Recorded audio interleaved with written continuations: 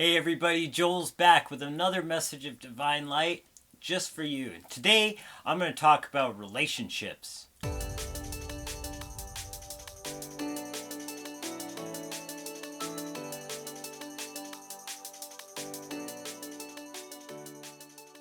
Now it's funny, a lot of us spiritual people, we're on the journey, and a lot of us are either looking for our twin flames or trying to wonder why the people we're with aren't harmonizing with the ideals that we have of our twin flames. But lately what I've been thinking about is the people that we spend the time with the most. Like on average, who do you spend your time with? You're going to end up being the average of the group of people that you spend your most time with. They say it's something like the top 5 people that you spend your time with, you're the average of those people. Well, lately I've been really seeing that come to pass. And I just came back from outside. Like, it's been really cold here this last week in Calgary, but that doesn't stop me from getting out and hanging out with like-minded people, because ultimately that's what's most important. If we're not hanging around people that are like us, or like how we want to be, or what we have our ideals set to what we'd like to be, we will start to act like the people that are constantly around us. And if we don't like that,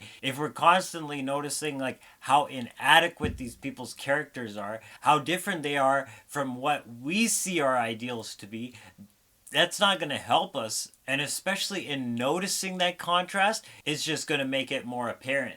So we have to focus on spending time. And a lot of us, I know, aren't this, and especially now with the whole restrictions and everything, we got to do the best we can. And if that means just watching movies on or videos, YouTube videos, like I'm guilty of this myself, like spending too much time on YouTube.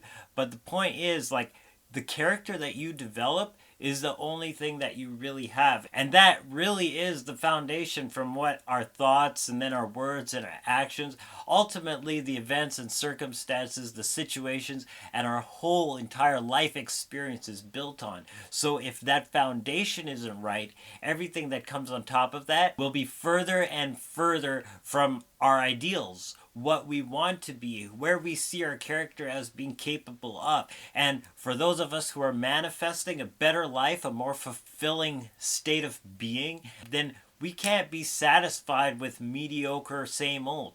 We've got to step up the game and raise the vibration no matter how high that goes. Because no matter what we shed, it was just holding us back. We have to realize that some circumstances, some situations, and yes, some relationships are only keeping us in a lower state.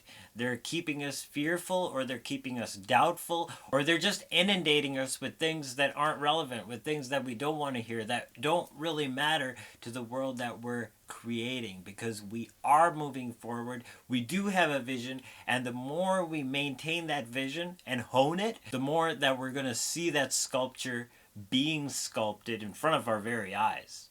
Piece by piece, little by little, bits of that marble is coming off and exposing the true masterpiece that's been hidden all along. We are humanity, and we're just chipping away the extra dirt, and we're revealing who we really are. We're getting rid of the people and the circumstances, situations, and thought forms that haven't been serving us, and we're stepping into a new way of doing things. We're stepping into ushering God's kingdom on earth. And that's what the power is with letting go, not just situations, but relationships. We have to know that relationships that haven't been serving us, we have to be honest. We have to own up to it and say, maybe this wasn't leading me where I wanted it to go. Maybe I was trying to push the noodle all along. Maybe I was trying to force things in the physical, not realizing that they were just going to hold me back in the long run from who I've really come here to be.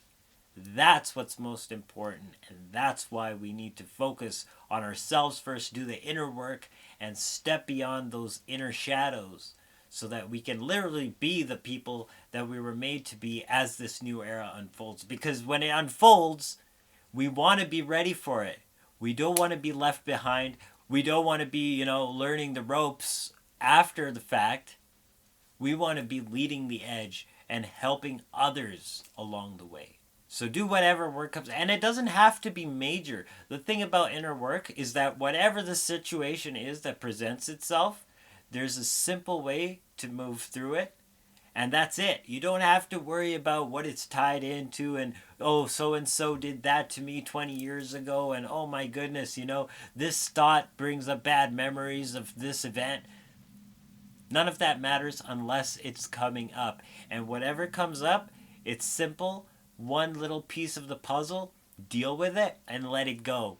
Let it go. Don't worry on digging out the dirt, because that inevitably comes out on its own. We just got to do what's on our plate, take care of it, and then move on to the next course. That's all that matters.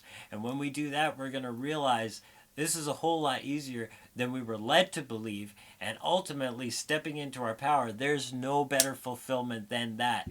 There's no greater purpose in our life than coming here to be who we're here to be. So let's do it, and let's do it with the right people and the right circumstances, and build the right world that we know we're deserving of. So I'm going to check you in the next video. I got to go warm up. I got some tea on the stove, and after that I've got some tomato quinoa salad, which is just amazing. I'm going to link that recipe as well, because wow is all I can say. So have an amazing day. Stay well, stay safe, and stay optimistic. We got this. Agape. Salaam. Namaste.